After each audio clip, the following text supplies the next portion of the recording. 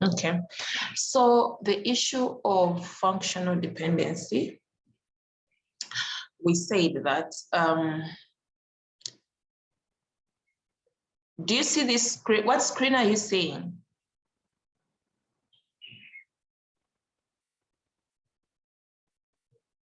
What screen are you seeing? Sorry?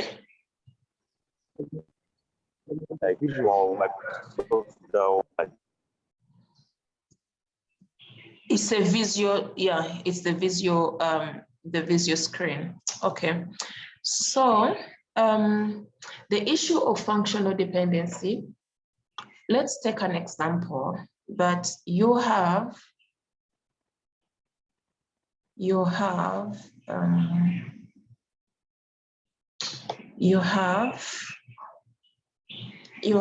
remember functional dependency exists between attributes of the same relation, of the same table. So let's have a table called student, okay? Now, student has registration number, F name, last name, and date of birth. Let's say even phone contact. Okay, so the registration number is the primary key in this case. So functional dependency happens where you have attributes within the same relation, but then you're looking at what particular attribute influences or depends on the other. So we say that, for example, if you have registration number here, which is in this case a primary key, okay, and then you have another attribute called first name, okay? So these two attributes, okay, are of the same relation called student.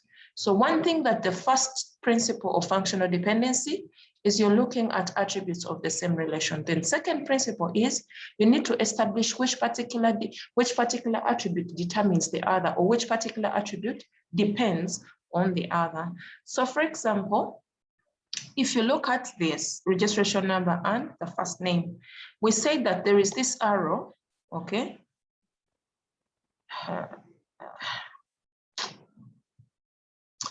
Let me draw, let me use this one.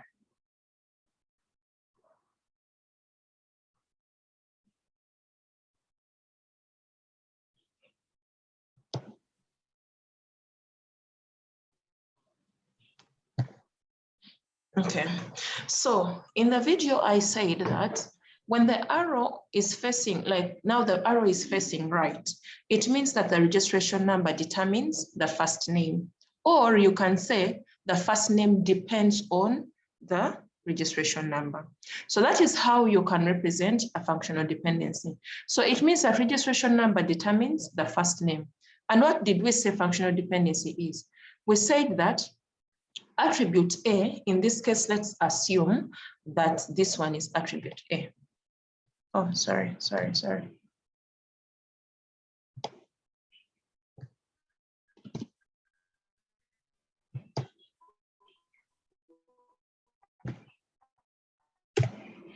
So functional dependency, we said that functional dependency is where attribute A, okay, if values of, no, a functional dependency exists if values of A correspond to exactly one value of B. So in this case, we are saying that this A determines B if one value of B corresponds to exactly one value of A. Then we shall say that A determines B. Or B is functionally dependent on A if one value of B, it corresponds to exactly one value of A. That is the functional dependence. I repeat, B, we can say that A functionally determines B if one value of B corresponds to one value of A. Or we can say that B is determined by A if one value of B corresponds to one value of A. Now, if we look at this example, registration number and the first name, you'll find that we shall have many students with different registration numbers. Let's say 02, stroke U, stroke 89. Then we shall have another student 03, stroke T, stroke 19. Now, those are 2 students in the software engineering class. And we have, let's look at the 02 is for Sarah, is a registration number for Sarah, and 03 is a registration number for Alan. Now, we're saying that A determines B. Registration number determines the first name if one value of first name corresponds to exactly one value of the registration number. What am I saying? That when, for example, we say 02 stroke U stroke 8, if I call out that registration number, there's only one student who is going to stand, Sarah, because she is the owner of that registration number. You don't expect anyone else to stand claiming that registration number. So you have one value of A corresponding to exactly one value of B. Sorry, you have one value of B corresponding to exactly one value of A.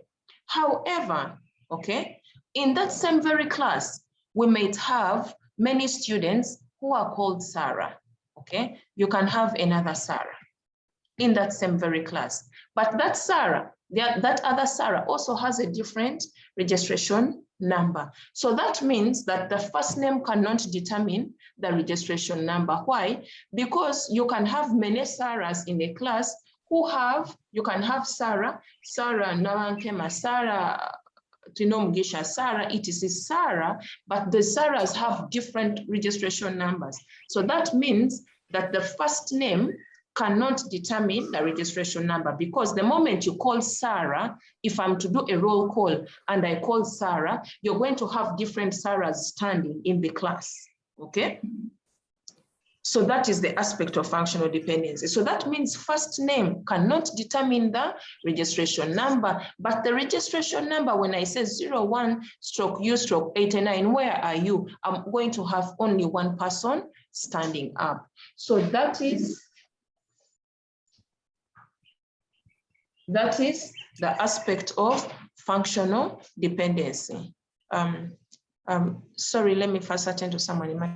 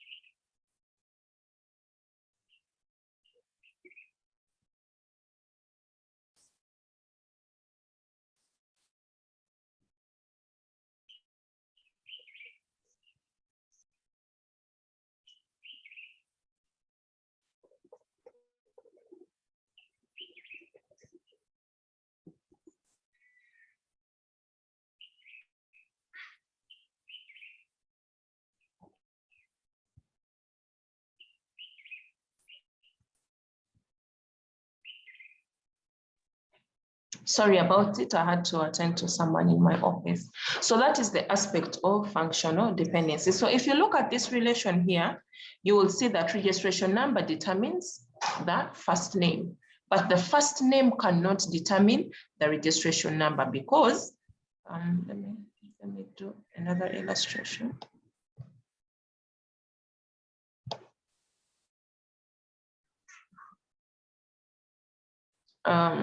Sorry, let me remove this. So here, this one, Sarah, and then we are saying this is the registration number. The reverse is not true because now this is what you're going to do about the reverse. Control C, Control V, Control C, Control V. So we can have Sarah, one Sarah. Then you can also have, when you say Sarah, then in that same class, we can have one Sarah with this registration number. You could also have another Sarah with, let's say, that registration number. So you realize, so now here we are looking at this having, so we're having that, and then also we have this here. So this negates the principle of functional dependency.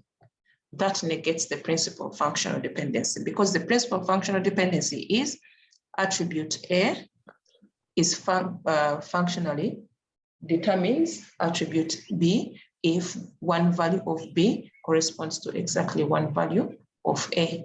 So that is the aspect of functional dependency, that attribute B is functionally dependent on attribute A if one value of B corresponds to exactly one value of A. But this is not the same, this is not the case, but this is true and this is valid. So when you're in normalization, we are going to be now talking about functional dependency. So if you look at this relation, registration number determines the first name. Registration number can determine someone's last name, but can registration number determine date of birth? That's the question. I'm asking, can someone tell us, can registration number determine the date of birth? Christian. Morning, madam. Morning to you, how are you? I'm fine. Mm-hmm. According to my thinking, the registration number doesn't determine the date of birth, because two people can have the same birthday. Because two people can have the same birthday. So Christian is saying that, let's put it here. I need to leave this stage when I am 100% sure that everyone is at least on the same page. Now, we have this here. And we are saying we want to determine whether registration number determines the date of birth. So let's just draw our simple arrow. We are just trying to see. I also don't know. I'm just seeing, we are going to see. Let's have this registration number here. Okay. So this registration number 02/9/089. Okay. Then we have the different dates of birth. Let's talk about 30th November 1990. And then also we have another date of birth. This is interesting. Let's say 30th October, and then let's say 84. So the question is, does registration number determine the date of birth? Does registration number determine the date of birth? Christian says that it doesn't determine the date of birth. Okay? Christian says it does not determine the date of birth. Did you say that, Christian? Yes, I did. Sorry? I did. Yes. So Christian says that the registration number does not determine the date of birth. Tony, what do you think? According to this case, morning, madam. Morning, how are you? Fine. According to this, I think maybe the registration number is going to determine the date of birth, because when you call that registration number, it's only one person that corresponds to that registration number. Okay, thank you. Can we have another person with a divergent view? Anyway, it doesn't have to be a divergent view. What do you think? Does registration number determine the date of birth? Can we have Edith?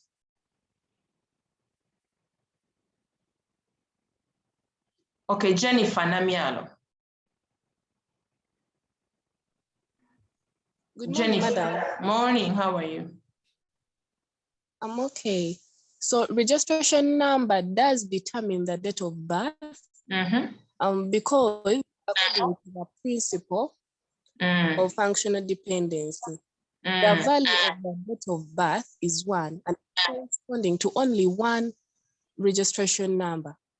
Many people can have like the same dates of birth, but it's not the date of birth that is determining the registration. That is very true. The registration number is going to determine the date of birth, because look at yourselves, okay? Your registration, your date of birth, okay, will correspond to exactly your registration number. However, you could have many people who were born in 1984, okay, and we have, let's say this person born in 1984 with a particular registration number, let's say Control C.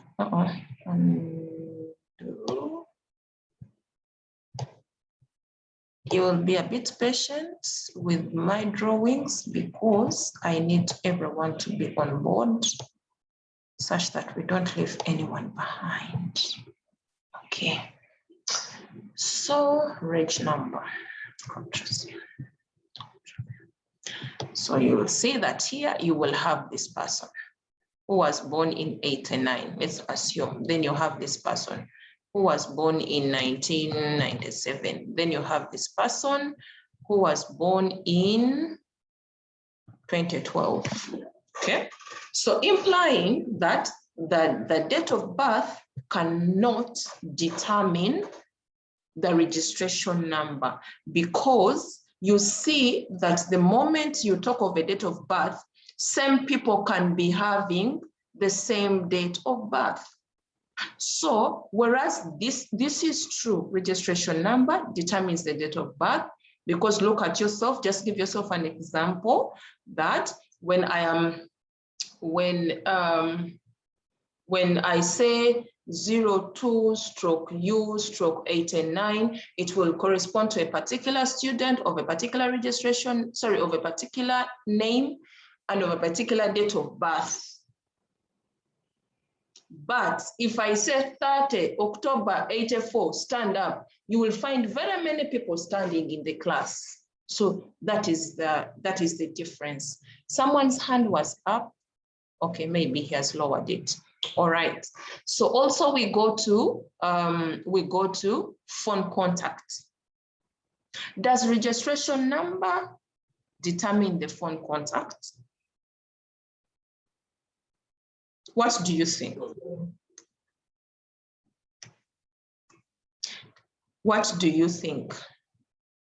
Let me see if I have a hand. Okay. Does registration number determine the phone contact?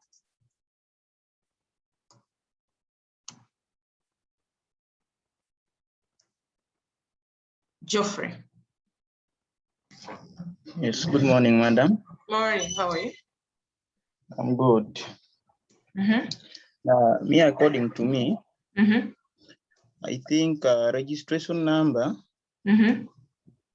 determines the phone contact, because when you look at each and every student that is registered, as a particular registration number and also as a particular phone contact, and the phone contact cannot be the same with someone else's phone contact. So yeah, in that way, I think registration number determines the phone contact. Okay, that is true. So how about the reverse? Another person, does the phone contact determine the registration number? Edith.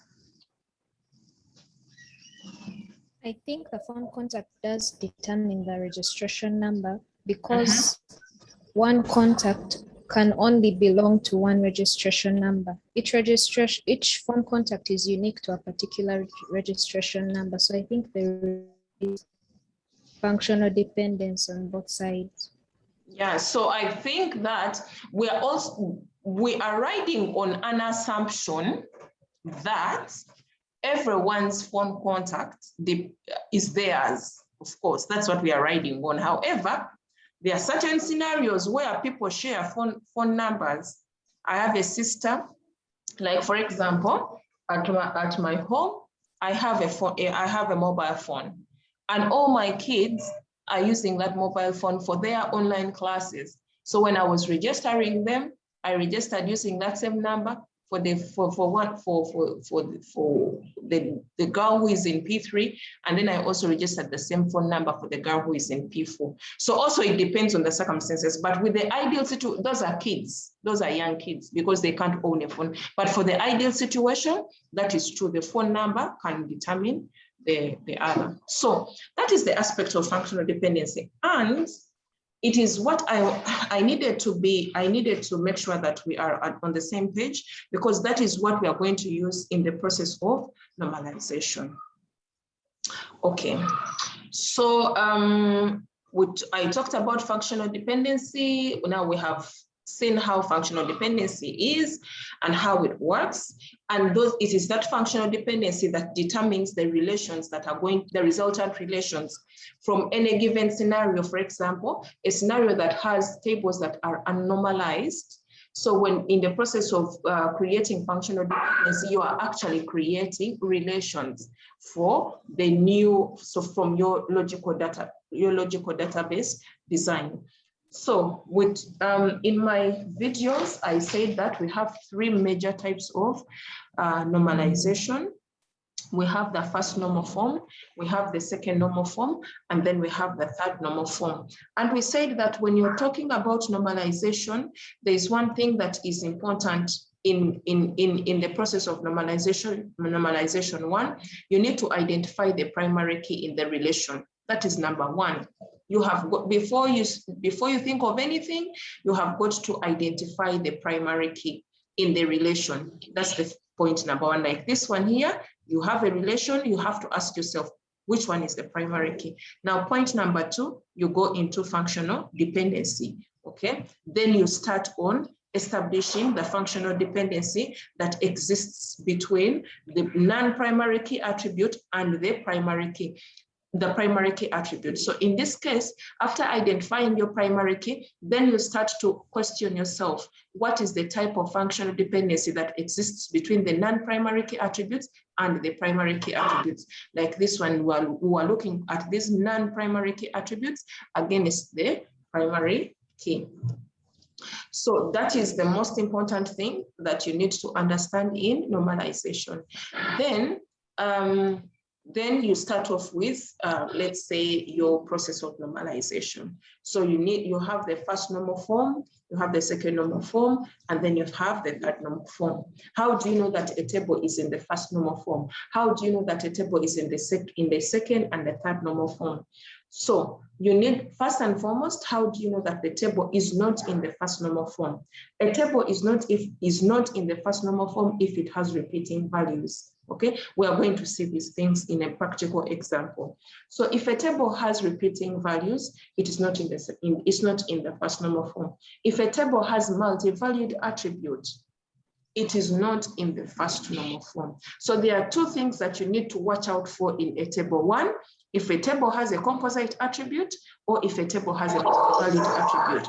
So that means if you have a table that has a composite attribute or that has a multi-valued attribute, it means that that table is not in the first normal form.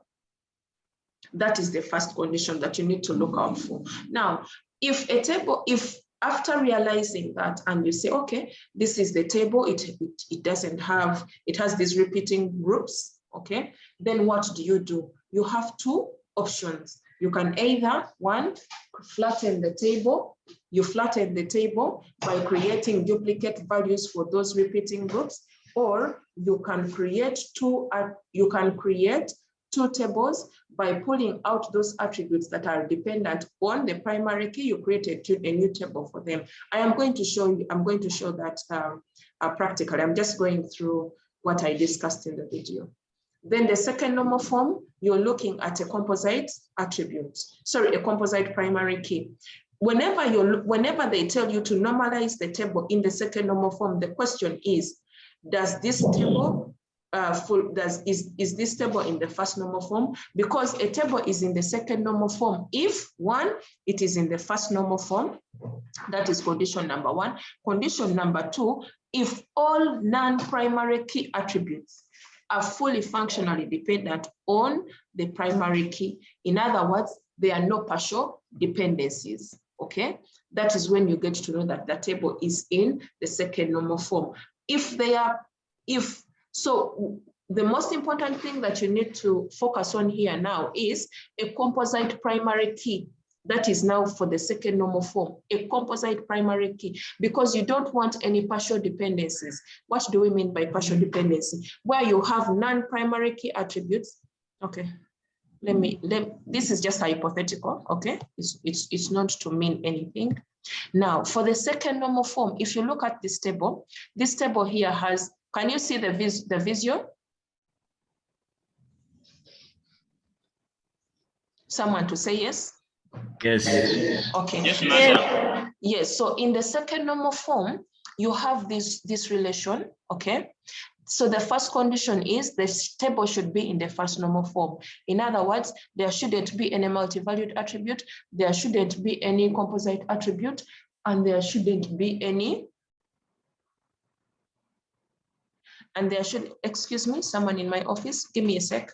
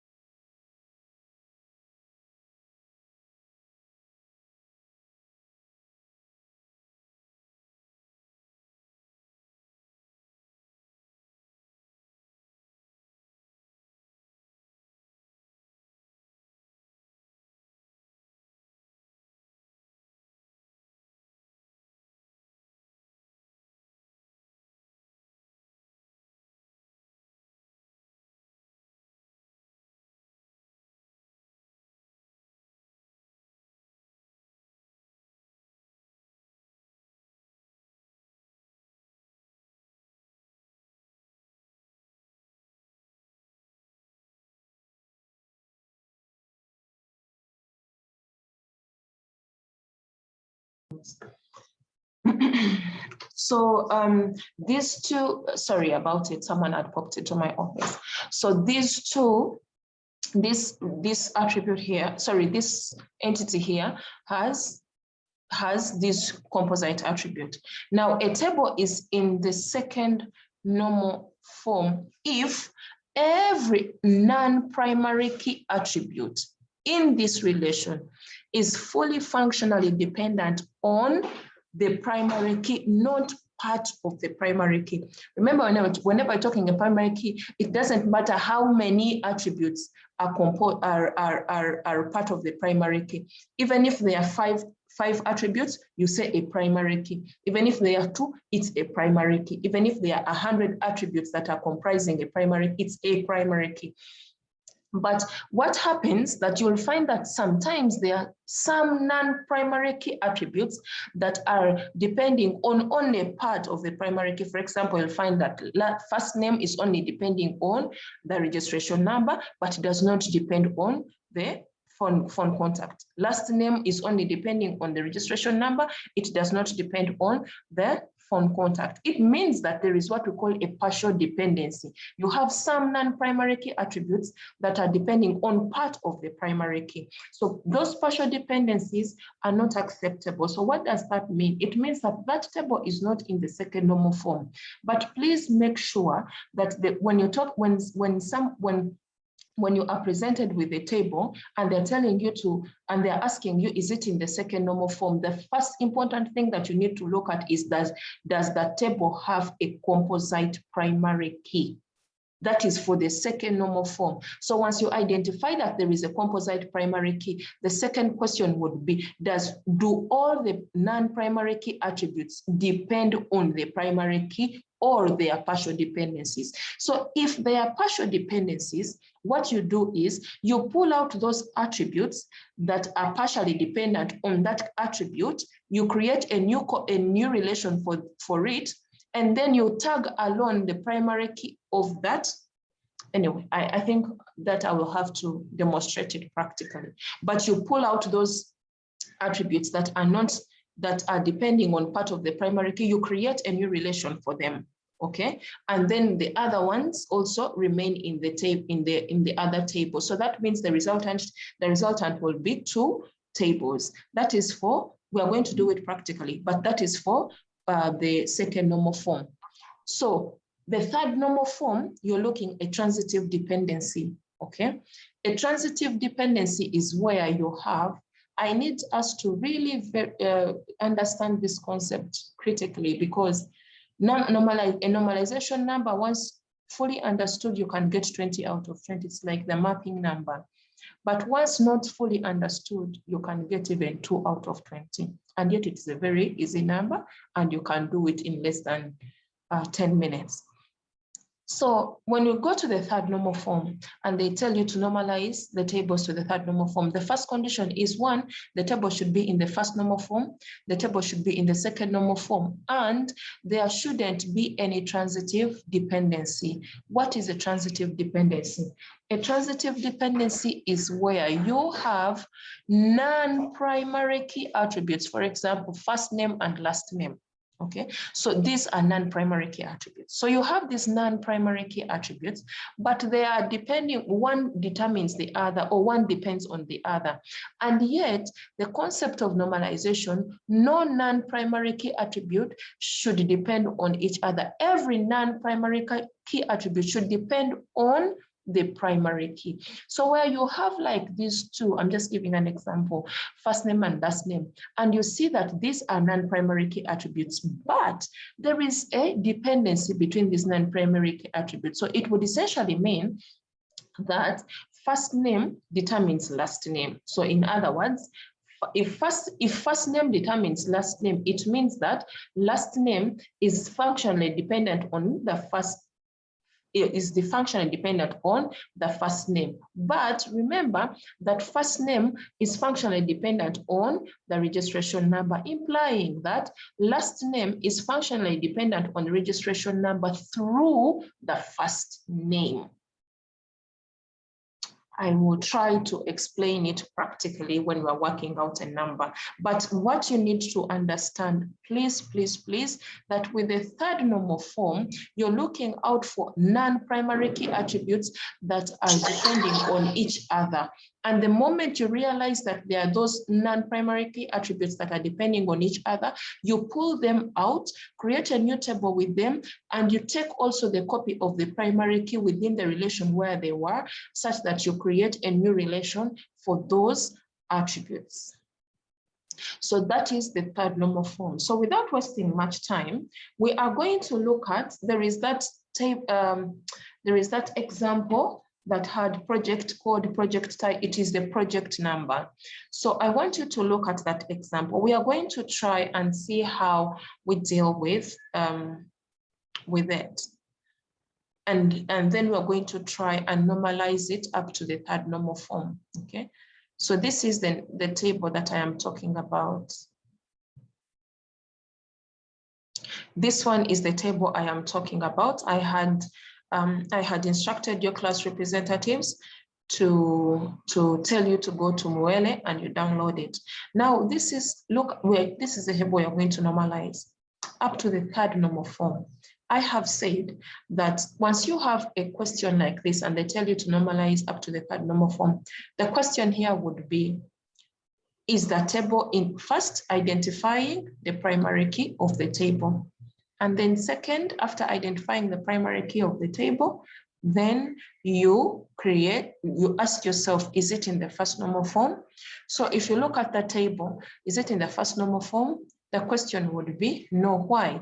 Because we do have some repeating groups. If you look at the project code PC010 with this and that, we have employees who are attached to this particular project code, and then you have employees that are attached to that particular employee code, and so on and so forth, just like the demonstration I put in your video. So for us to, and remember we said that we don't have in first normal form, you look out for composite keys and also, composite attributes, and you look out also for multi-valued attributes. So if you look at these columns, project code, project title, project manager, and project budget, these columns are not atomic.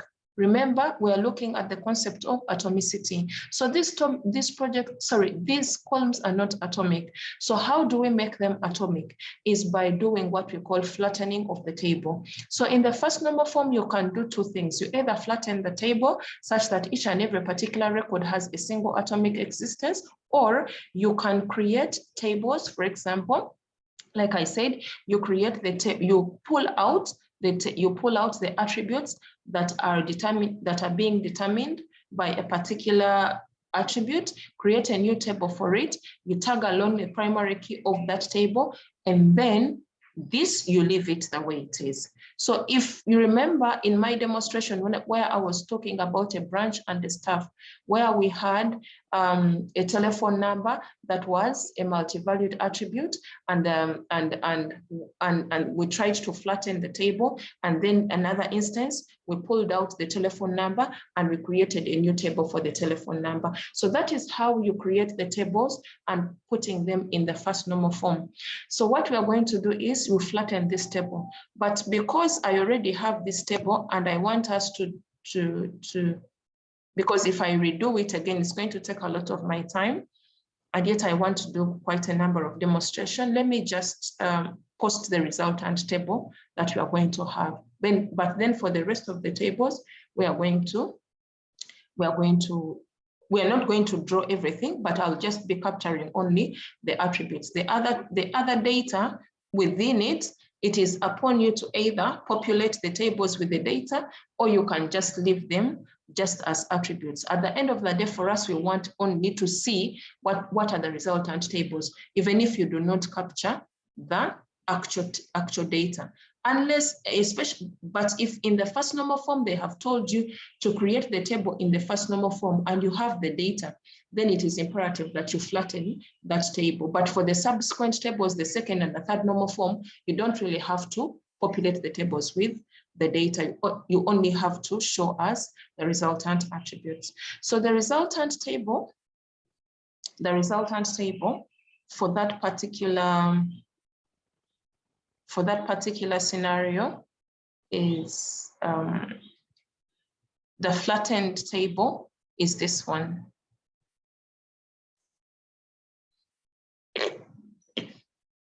I'm not going to draw it from scratch because it's big. It will take a lot of our time.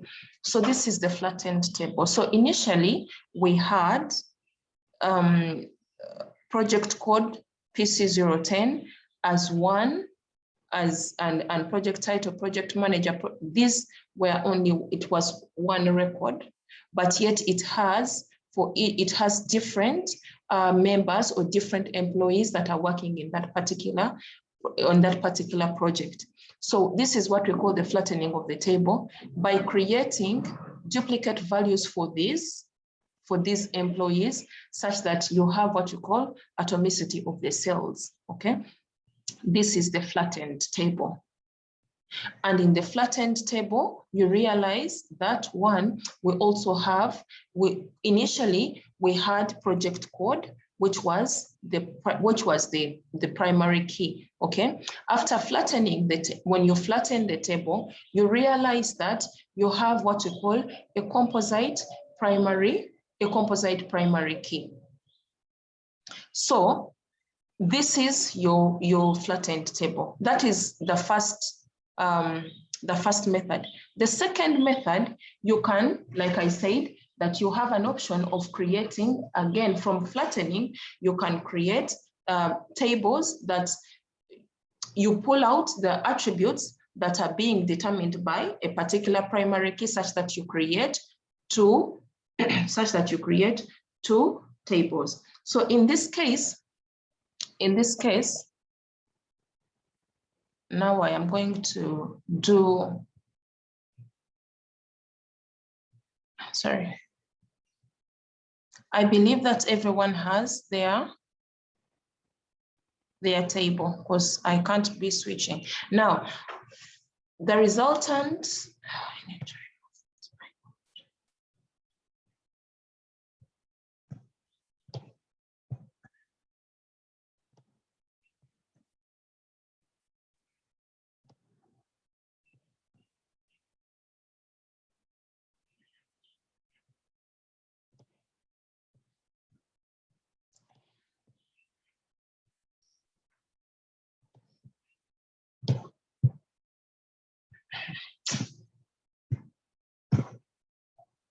so the other way, if you don't flatten the table, the other way you can, so the whole table, let me just draw the whole table the way it was. You had project, which had the project code. It had the project manager.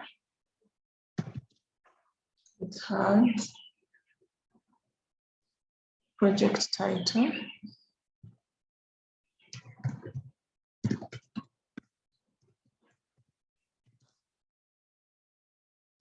It had the project budget. Then you have employee number, employee name,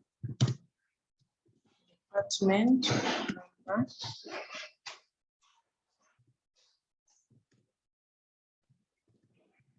department name, and then hourly rate. So the primary key was an employee number and the project code.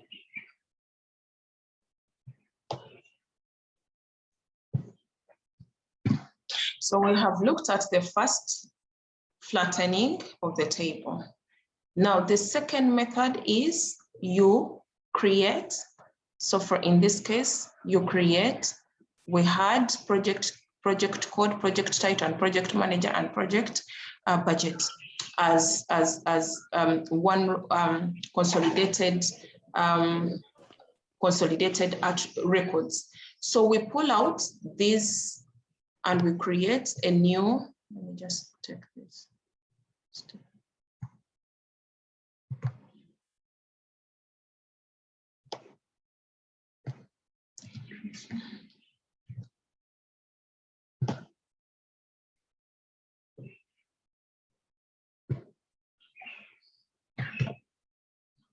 And then also,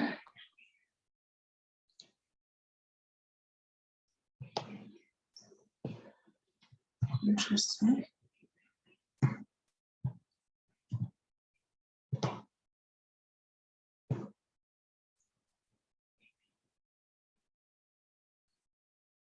This is a table called employee.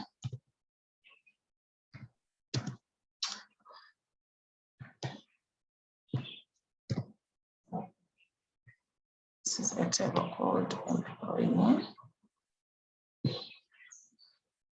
But you tag along with the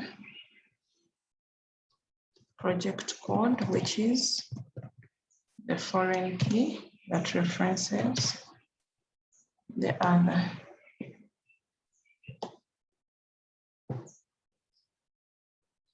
Yeah. So you can either use a star or you use the word FK, whatever it is. So the first one is flattening. You can decide to do the flattening, which is that, or you pull out the attributes that are determined, that the attributes that are that either, for example, it could be a multi-valued attribute. You pull it out, and then you create a new table for it, plus a copy of the primary key. Now, in this case, this employee, now this becomes a new relation, and also this becomes a new relation. However, we need to, for project code, references the project code in the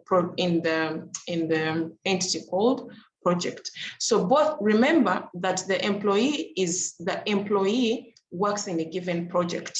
So that means the employee is determined, or the employee is identified by the project that they are attached to. So that is why when you're creating this new relationship employee, you have got to have the project that the employee is working on. But of course, we do not use the project title because the project title cannot define, the project title is mapped onto the project code, so we take the project code. That is why we have project code in this given employee table, because the employee works on a given project. So the project code determines the employees that are going to be working on that particular project. That is why we have it here, but it not only acts as part of the primary key, but also acts as a foreign key. So these two tables, you don't do both. You either flatten or you pull out. So these two tables are both in the first normal form. Why? Because you do not have any multi-valued attribute and you don't have any composite or repeating values.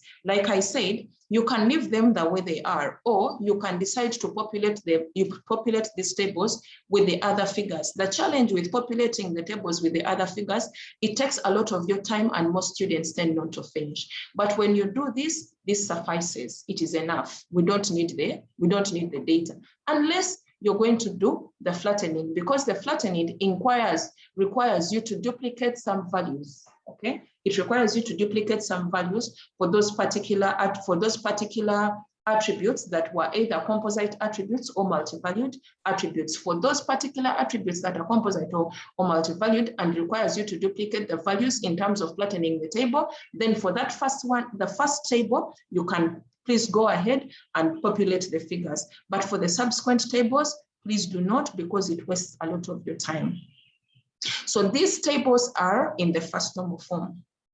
Now, then they tell you to normalize to the second normal form. Another thing that you need to take note of, you need to indicate that this is the first normal form. Most of you students do not indicate that. You just create tables and you dump them there. So someone does not know whether the tables that you have presented are in the third normal form, in the second normal form, and the first normal form. And of course, you have to mark them wrong, because I cannot speculate what exactly you were trying to put forth. So please indicate. Now, for example, this is the first normal form. We have finished. Someone knows that these tables are the first normal form. Second normal form is what we are going to deal with. Remember, we said in the second normal form that a table must be in the first normal form. That's the first condition. And then second, in the second normal form, you look out for a composite primary key. If there is a composite primary key, the question here would be, one, are all non-primary key attributes fully functionally dependent on the primary key? That's the question you need to ask yourself. If they are partial dependencies, that means that table is not in the second normal form if they are partial dependencies. So what does that happen? Rather, what does that mean? We pull out the attributes that are partially dependent on part of the primary key, create a new relations for them, and then you also take along the copy of the other of the attribute that acts as a primary key to act as a foreign key in that table. So what am I saying? If you look at the relation called project, is project in the second normal form? Let me just put it to the group. Is project in the second? If you look at, guys, I don't want you to chase you out of the class. Please make sure you mute your mics unless you are answering the question. So looking at these tables, table project and table employee, is table project in the second normal form? Is table project in the second normal form?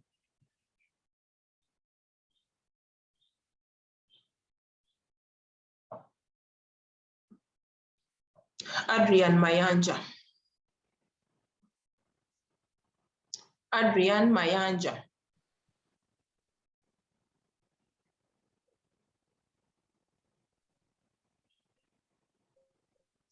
Mayanja, we can't hear. Mayanja, we cannot hear you. Okay, Geoffrey.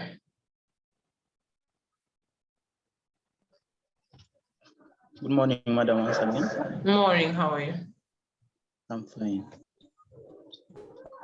When I look at project table, I see that it has a primary key because it has a project code. Sorry. Project table. Mm-hmm. Are you getting me? Yes. Yes, I'm saying the project table is not in the second normal form. Mm-hmm. I mean the second normalization stage, because it has a composite primary key whereby a project code is unique for only a given project. And also a project title. Geoffrey, let's look at this table that we have already broken down. This table here, project code, project title, project name, and the project budget, because we have already broken it down from this one. So this one, the second one, this one is the one that I am asking. Is it in the second normal form? Yeah, I'm saying no. Okay, please go ahead. Because it has a project and a project title which is also unique for a given project. So it has a composite key. Okay, thanks for that. Can we have another person?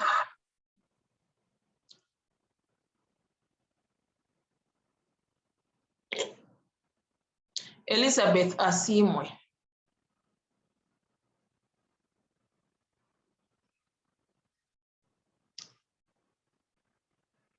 Elizabeth Asimwe.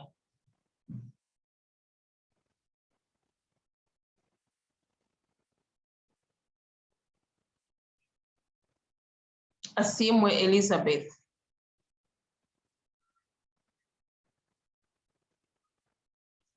When I call you and you don't respond, it means that you're not in the class. You just logged on and you left. So you are not in class.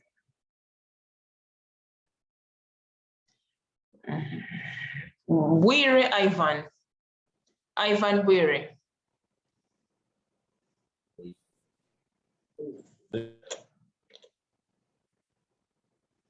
Ivan Bwire. When I call you, it means you're not in class. Erisa. Kaneruga. Good morning, madam. Morning, how are you? May I say the project is in the second normal form because, first of all, the non-primary keys, which is project manager and project budget. They depend on the project code. Thank you very much. That is true. This relation is in the second normal form because all non-primary key attributes are fully functionally dependent on the primary key. Okay, so this table is in the second normal form. Geoffrey, you said it is not in the second normal form because it has a composite attribute, but it does not have a composite. Sorry, because it has a composite primary key, but it does not have, it doesn't have. It only has one attribute that is a primary key. And if you look at the other non-primary key attributes, project title, manager, and budget, they are fully functionally dependent on the code. So implying that this table is in the second normal form. So what about employee? The employee table, is it in the second normal form? Agree. Morning. Morning, how are you? Fine, thank you. Yes. I think that employee not in the second normal form because some attributes, let's say like department number, department name, do not necessarily depend on the primary key we have.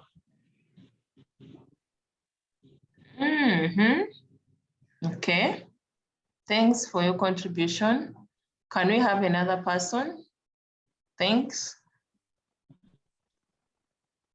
Can we have another contribution? Esther Chisache. Yes, so the employee table is not in the second normal form because we have attributes like the employee name and the department number and some other attributes depending on only part of the composite primary key. They depend on the employee number. Thank you very so much. There is partial dependency. Thank you very much, Esther. Yes, it is true. It is not in the second normal form because we have partial dependency.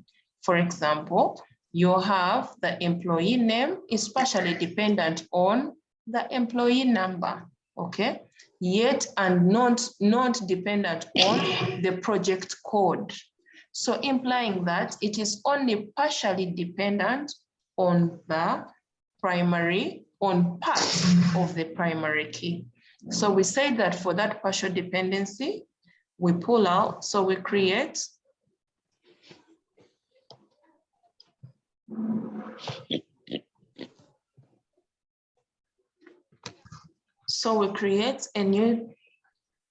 we are going to create a new table. So we're going to have a table called employee, okay? This table employee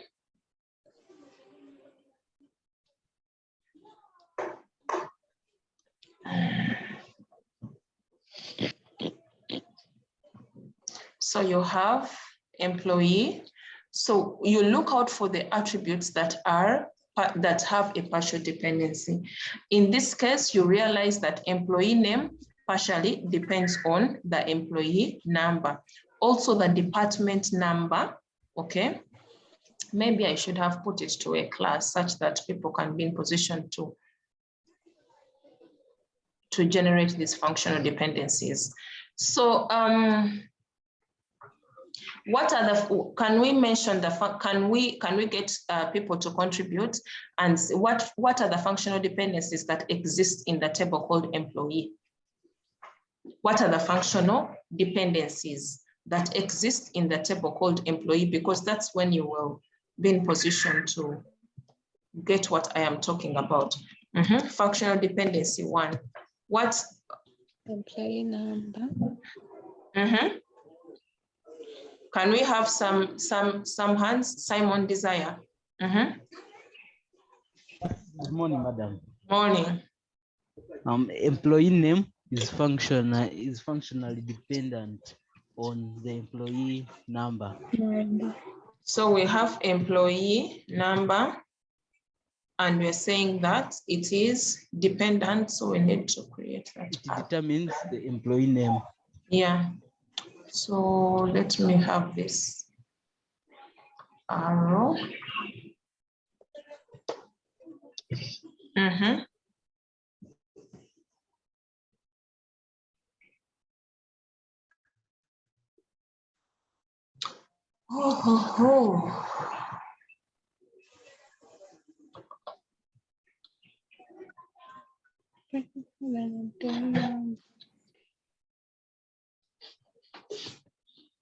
So yes, it determines the employee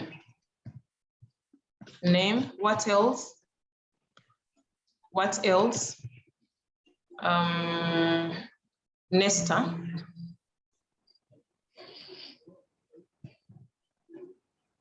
Nesta. Hey. Yes. So the employee number, employee name. Sorry? Sorry? We have employee number. Then again, we have the department number depending on the employee number. We have the, okay, so implying that the employee also determines that. What else? We Sorry?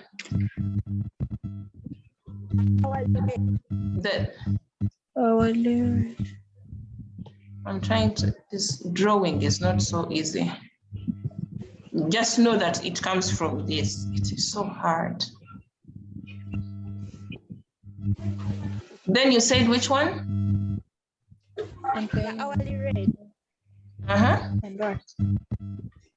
The hourly rate? Hourly rate. Okay. So the employee. My God. Is it my network or something? I don't seem to get you. Hello? Hello, are you hearing me? The hourly rate does what?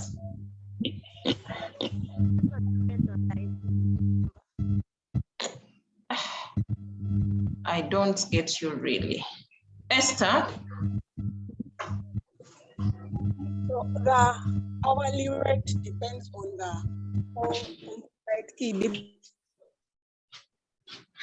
The hourly rate depends on? Both the project code and the employee number, so it's a full functional dependency. That is very true. The hourly rate depends both on the project code and the employee number. So that means you will, this drawing is so hard. So that means you have something like this. Anyway, let me just write. So that means we shall have our resultant tables, okay? So what is the resultant employee table? What are we going to have in the employee table? Esther.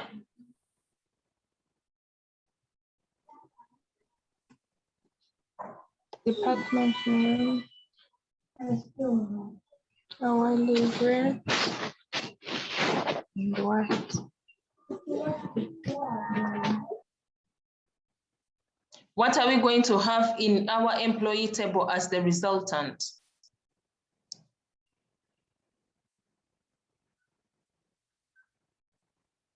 Because we have a functional dependency, the first functional dependency, okay?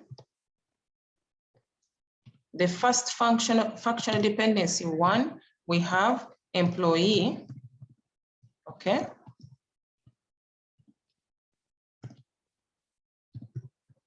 employee determining, sorry, employee number determining, just know there is an arrow. It is so hard to draw. There's an arrow determining the employee name, okay? That employee number also, we have the department number, and then we also have the department name, okay?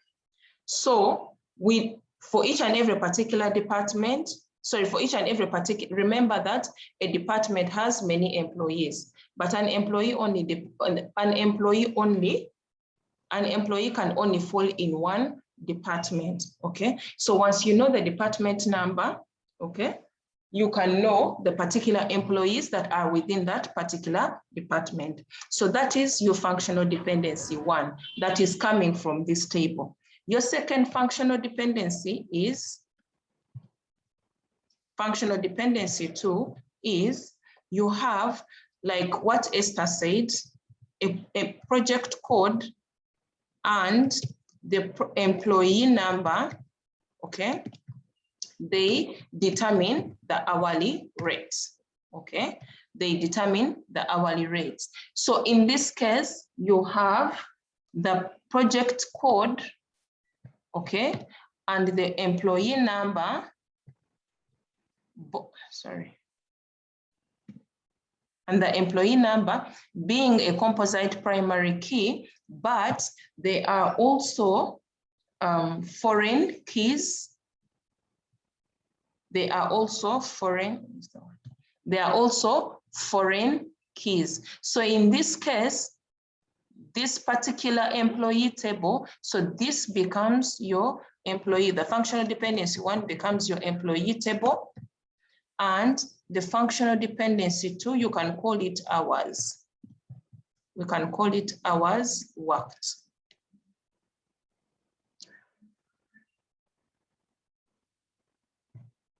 So this is the resultant. Those are the resultant tables from this table here. So this one here is the primary key for this particular table, employee. So this project code references this project code, and this employee number references this employee number, though they are composite primary, sorry, this is supposed to be hourly rate. Though they are a composite primary key. So these are the functional dependencies that you derived from this are the actual tables. So now these 3 tables or relations are in the second normal form. Why? Because all non-primary key attributes are fully functionally dependent on the primary key, not part of the primary key. So this is the table in the second normal form. And now you have to normalize to the third normal form.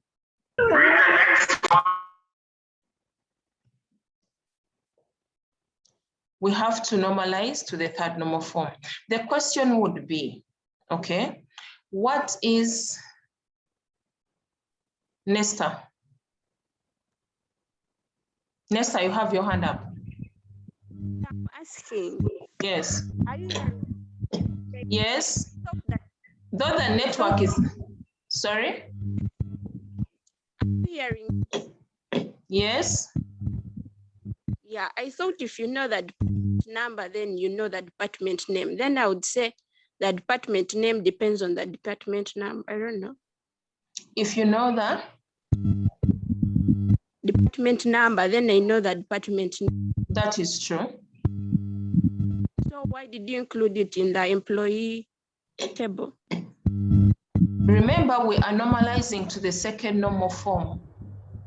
So second normal form, we are looking at non-primary key attributes, okay, that are depending on, that have a partial dependency on the primary key. We are not looking at non-primary key attributes vis-a-vis non-primary. No, we are looking at non-primary key attributes. In this case, employee name, department number, department name, and hourly rate.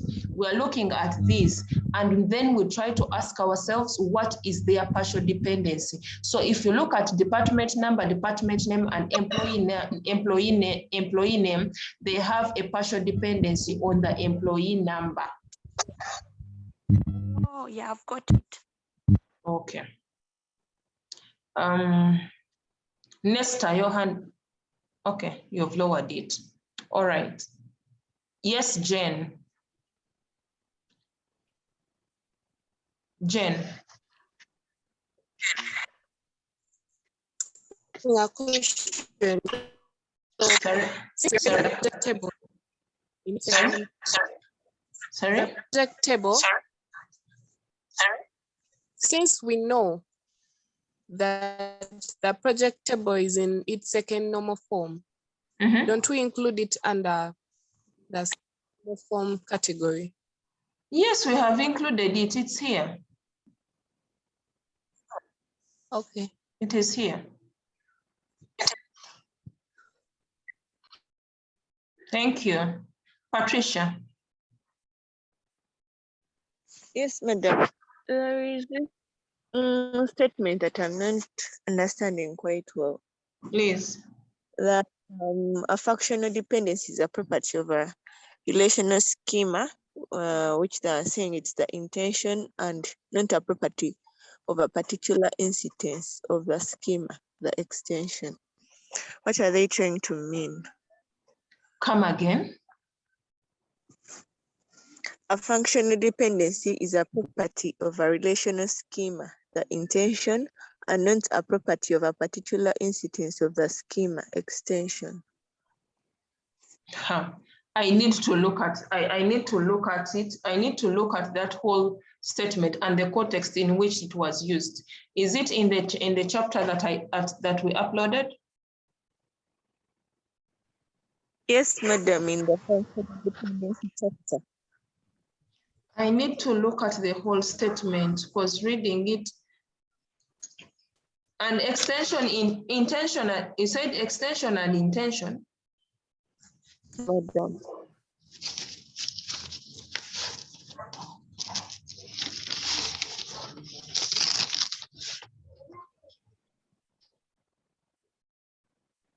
Let me send it. Can I? No. Okay. All right. So while we wait for her, then let's look at the third normal form. I had wanted us to look at least 3 scenarios of normalization today. Then let's look at the third normal form. We said that a table is in the third normal form if it is in the first normal form, if it is in the second normal form, and there are no transitive dependencies. We said that the transitive dependency is where you have a non-primary key attribute depending on another non-primary key attribute. So implying that that non-primary key attribute is transitively dependent on the primary key through that primary key that determines it. So without wasting so much time, let's look at the first table project. Is the table project in the third normal form?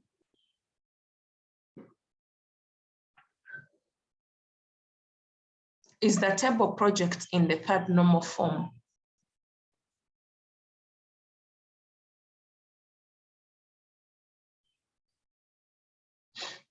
Is the table project in the third normal form? Yes. Erisa.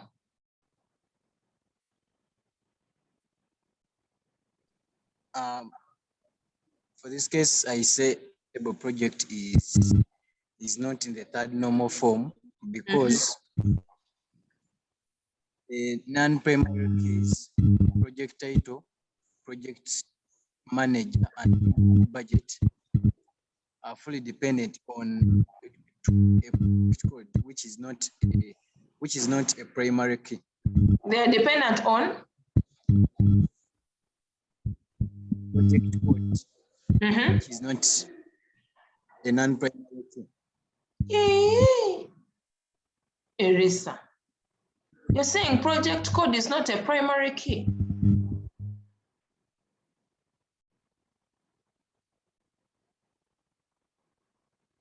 Said project code is not a non, so it is a primary key.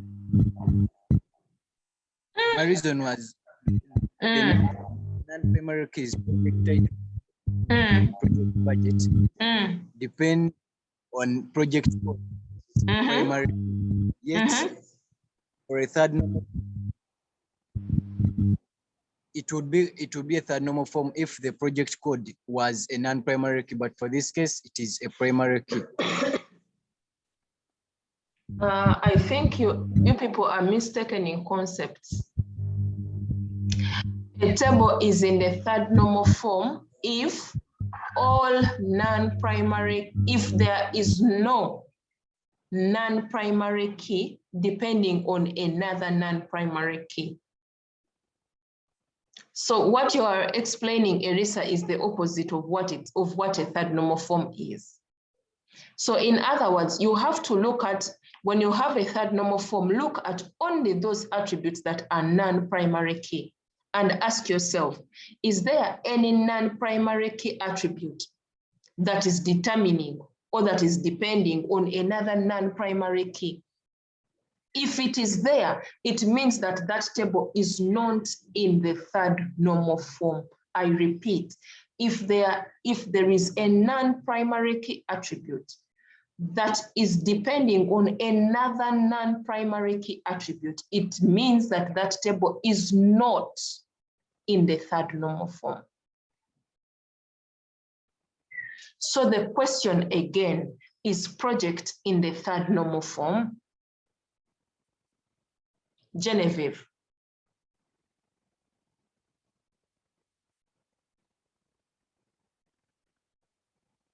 Genevieve?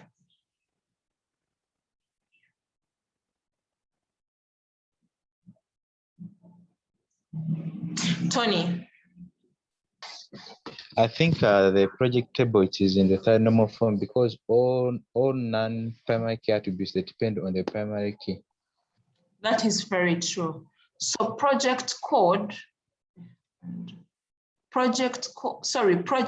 project relation is in the third normal form because all non-primary key attributes are fully functionally dependent on the primary key. Okay, so in other words, we don't have any transitive dependency. So you bring the table down. Then we go to employee table. Is employee table in the third normal form? Esther? No, it's not.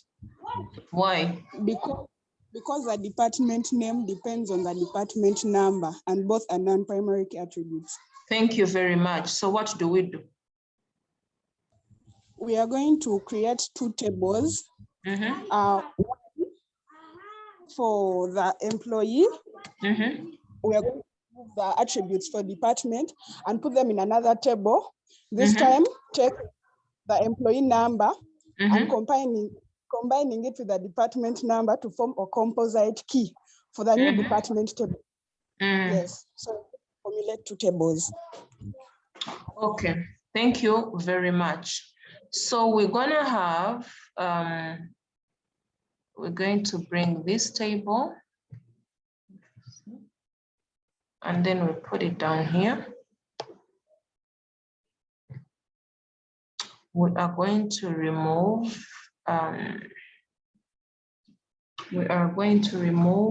this is going to be the employee table that has the employee number, employee name, and the department where this person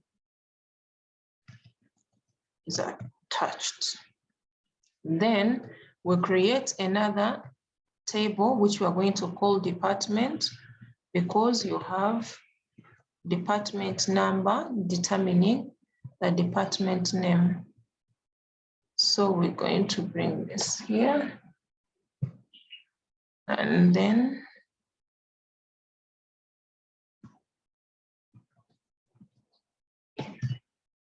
So this one is going to be the primary key, and then this one is going to be the foreign key.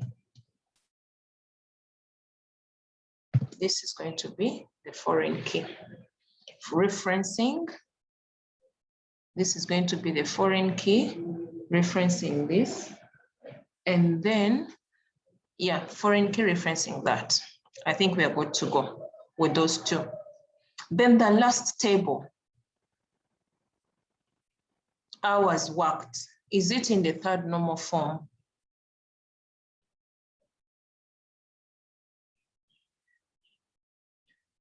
Hours worked. Is it in the third normal form? The table hours worked. Is it in the third, Esther? Yes, it is. This is because the non-primary key attribute, hourly rate, is fully dependent on the primary key. Yes. That is true. So we have this down here. We bring it the way it is, okay? The way it is. So employee number references this employee number, department number references this, project code references that project code. So these tables right now are in the third normal form because we don't have now any non-primary key attribute that is partially dependent on the primary key. So this is the process called normalization that we go through, okay? You normalize the first, and remember one, please make sure you indicate that this is the first normal form, this is the second normal form, and in the third normal form. Even when you realize, like for example, from the first normal form, this table project has been the same, it was the same here, and you have to bring it back because remember, each table that you create, it is a mark. Each primary key that is a correct primary key, a correct foreign key, all those things are marks, okay? So that is one example of normalization. Geoffrey, your hand is up. Yes, thank you, madam. Yes. Well, I have a question. Please. In such cases that when you are given a table, are there scenarios that you are not given the primary key and you're left to decide? Yes. And if yes, how do you decide the primary key? Because every person may decide a different primary key. First and foremost, one thing that I need to tell you is databases are real world scenarios. They are ideal situations. What does that mean? It means that if you're given, for example, something like this, okay, you have got to think of a primary key that you think is ideal. Basically, if you look at this table, okay, you know that this table is about employees that are working in a given project, okay? Any organization, usually most organizations, you can have like Makerere University here is an organization of its own with a separate entity. But we have different people that are managing projects. They are managing USAID projects, they are managing Google projects, they are managing NORAD projects, they are managing projects from Bill and Melinda. So those are projects. So now, one thing that you need to sit down and ask yourself, and you're like, because look at this, if you look at this data, okay, it is evident that you have employees, okay, who can be, let's say, lecturers in given departments, either you are in the Department of Networks or in the Department of Computer Science, and some of these employees are working in the project. Now, if you're given a scenario like this, you have got to sit down and ask yourself, okay, what would be the ideal primary key? Ideal primary key. I insist the word ideal primary key, okay? Because one thing that you need to ask yourself, be like, okay, each and every particular employee, okay, is tagged on a particular project, okay? A project, of course, has the project code. Every project has its unique ID, and every employee has their own unique ID. So you really need to sit down, but identification of the primary key, in most cases, it is very simple and very easy. It's very simple, but even if someone chose department number, instead of employee number as the primary key. The resultant tables that you're going to generate will still be in the, the resultant tables will have been normalized. You will not have any redundancy. That is if you have chosen project code and the department number, but it is highly unlikely that one will choose a department number because really you have employees that are working in a given project. It is not that the departments are the ones that are working in the project. So you have got to exercise some kind of, what can I say, intuition or judgment, or for you to identify. I cannot tell you clearly that there is a formula of identifying a primary key, no. But if you're not given a primary key and they tell you to identify one, look at the table and you speak out that those attributes that you think can fit to be a primary key. And then you start on the process.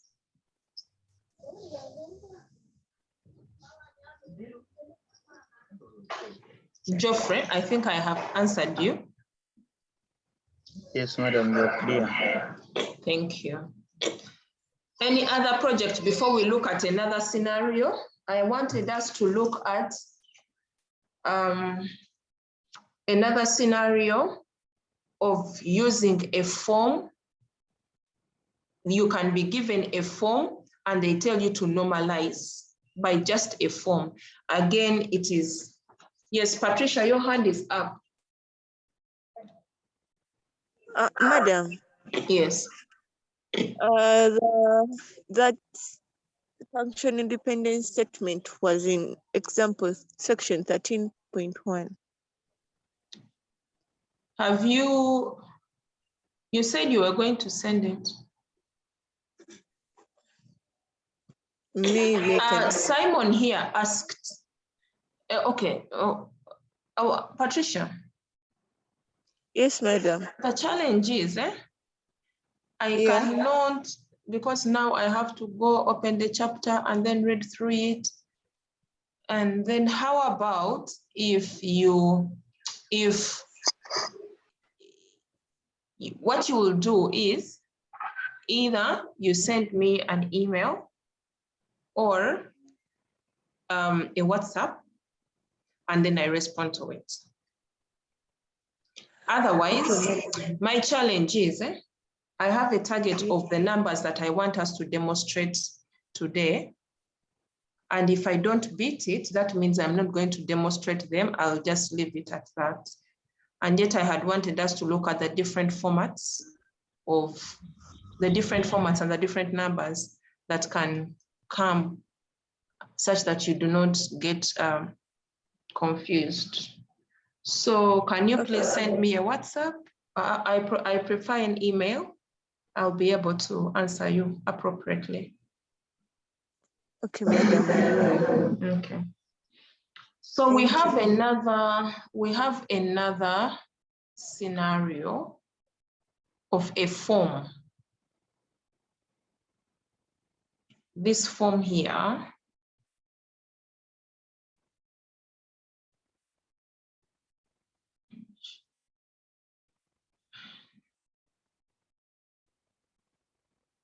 So I want you to open your form, this form here. You're given this form and they tell you normalize up to the third normal form. That is also another scenario. So what do you do? So one, you need to create a, yes, Esther. First, we are going to create the unnormalized form, the unnormalized table. So from the form, we are going to draw a table. Thank you very much. Okay, now let me screen share my Visio table. Where is it? Here we are.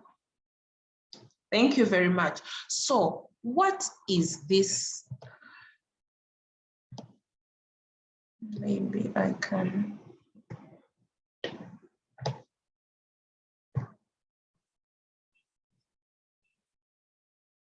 Let's see if I can bring it here. Oh, and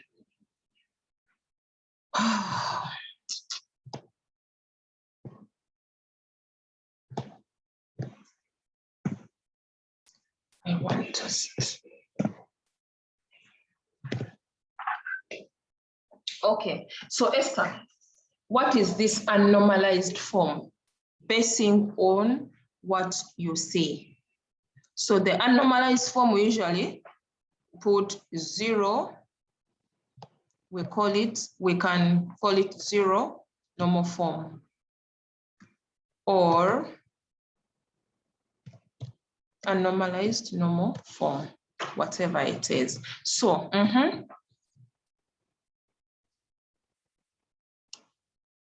Hey, Esther, you went off. Okay. So what is this? How can we? I'm still around. Okay, please. Can we have this unnormalized? We're going to use the form. Yes, I get it. So it's going to have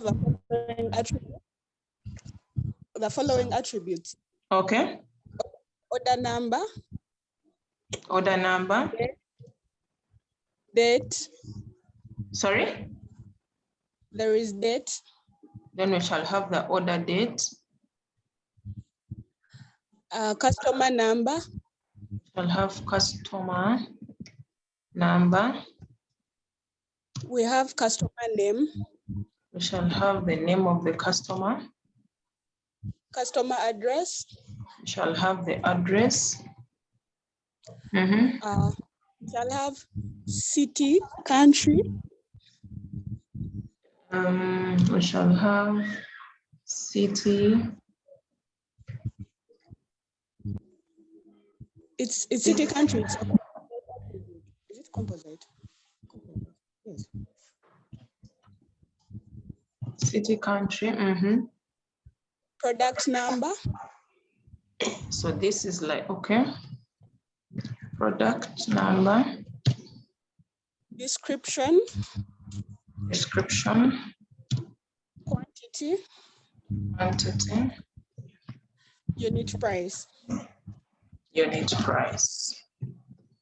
So those are the attributes. Then from there, we can identify the primary key. So this is the unnormalized table. Okay, that is the unnormalized table. Now, we go back, first principle, identifying the primary key. Second, functional dependency. So now, I want to put it to the group, is that, of course, it is unnormalized. We already said it. The table is unnormalized. Now, let's go to the first normal form. Okay. So, what are we going to generate? Oh no. What is going to be our resultant first normal form table from this unnormalized table?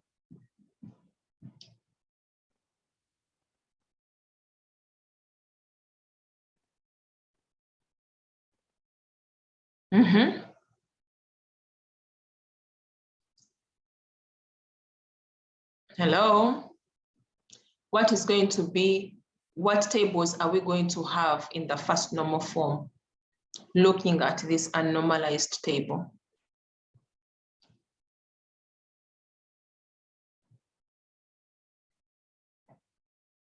Agree.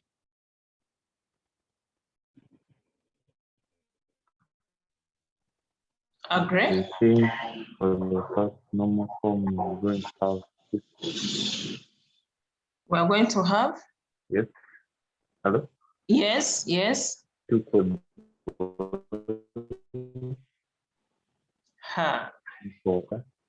Sorry? The network is terrible.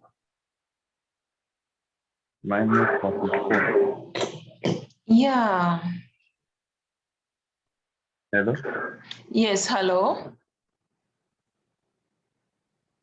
I was saying that we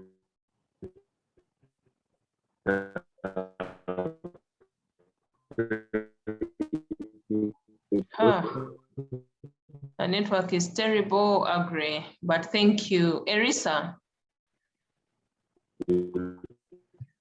One maybe, then you call the other product. Then Agree, your network is hard, it's bad. Erisa? Yes, I was saying we are going to make 3 other new tables. One, we shall call it order, the primary key order and non-primary keys order date. Then the second table, Wait, you're saying? with the primary key order. Guys, remember, okay? Guys, one thing that you need to remember is look at this table. Let me elongate it. So the first thing that you need to ask yourself in this table, what are the functional dependencies? Okay? That is the first thing that you need to ask yourself. Because now this table is it's one table. Let's assume it's unnormalized. Now we have got to identify the first normal form table. Okay, so look at those what do you think? Look at those attributes that you think are being determined by a certain set of attributes, and then you create a table for them, and then you also do that. But don't be so quick to say, those are 3 tables or those are 4 tables. You do it systematically, okay? So, was it Erisa? I think, Erisa. Please go ahead, you said we have order. Erisa? Okay, let me first start. Sorry?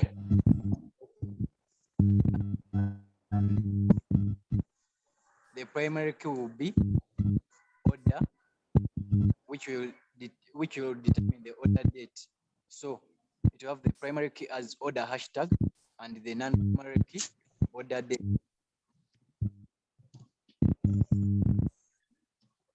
So you have order date. That's all. Then yes. Then if we look into the table again, we shall see that the name, address, city, country determined by the customer hashtag attribute. So customer hashtag will be another primary key, another table. We shall also call it. Hang on there, hang on. Let's thank you. Let's listen into someone. Esther. Yes, so we are going to, in that same table, we are still creating. We are going to add the other attributes too. The customer number, the customer name, the customer address. First wait. No, a moment, please. Okay. Yeah. For the order table, we have the order number, that, and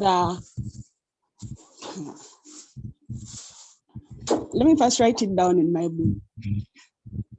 Okay. Any other person while we wait for Esther? Edith, you're so quiet. Edith, are you there?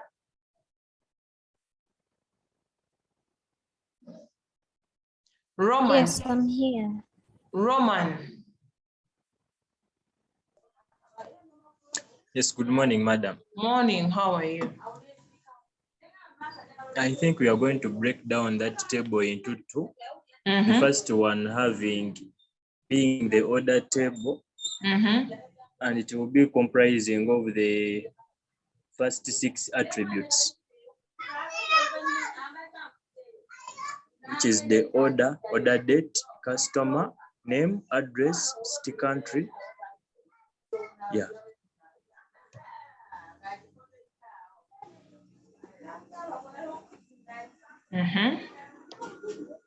Okay. Then after that, we are also going to have the second table being the product table. Mm-hmm. And it will comprise of the product number,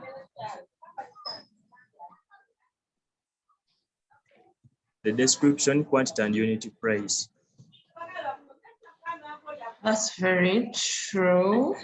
Uh-huh. We can see that in the second table, product number is going to be our product key. Mm-hmm. It's going to be and in the first table, our primary key. Mm-hmm. Then in the first table, customer number will be the primary key. Hey, customer number.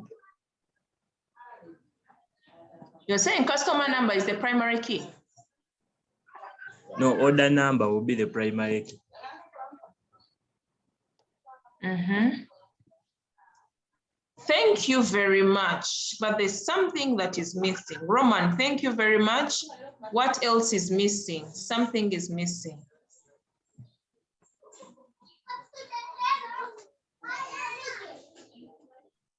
Something is missing.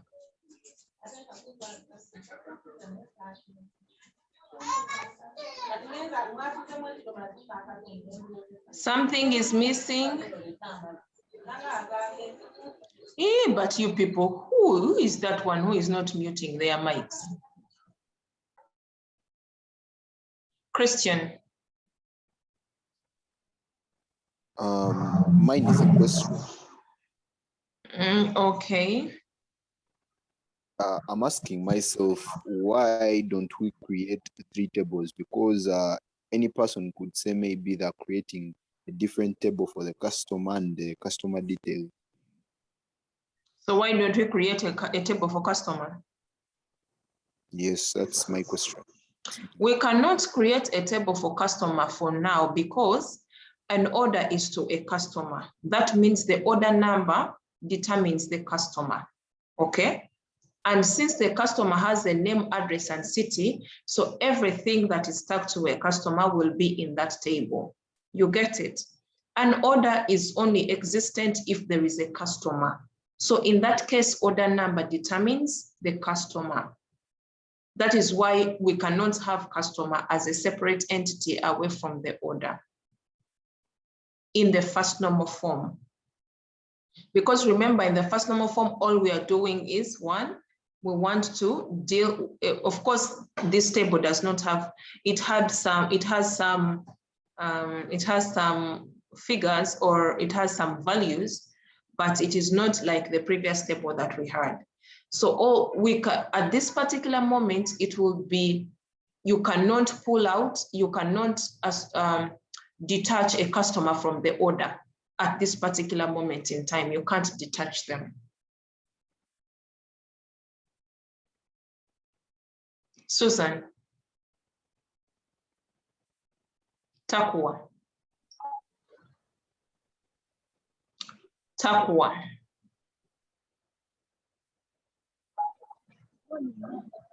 Morning, how are you?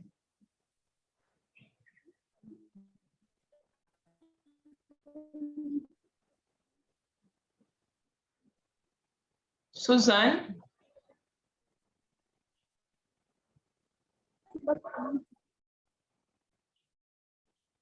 Favor Zaitun.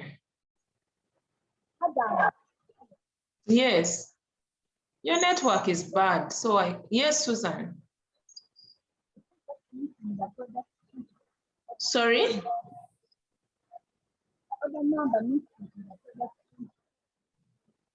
The order number?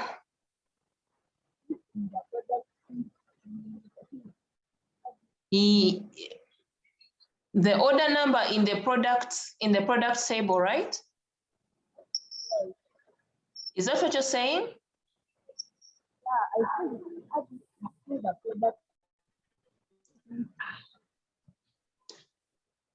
Esther, I can't really get you.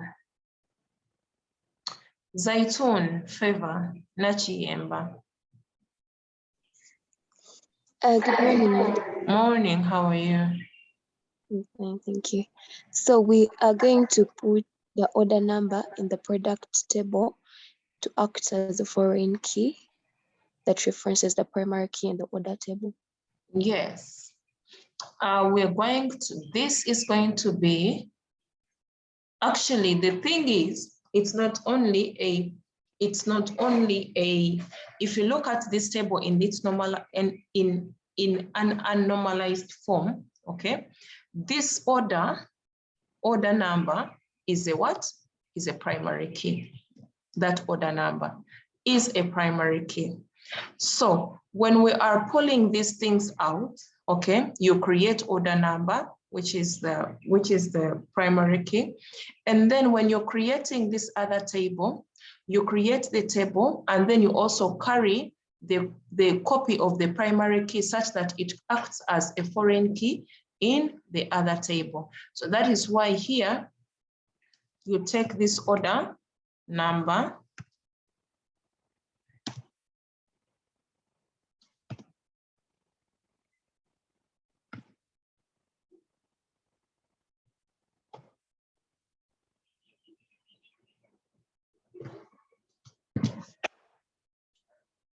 So these are the resultant tables from this table, from this unnormalized table.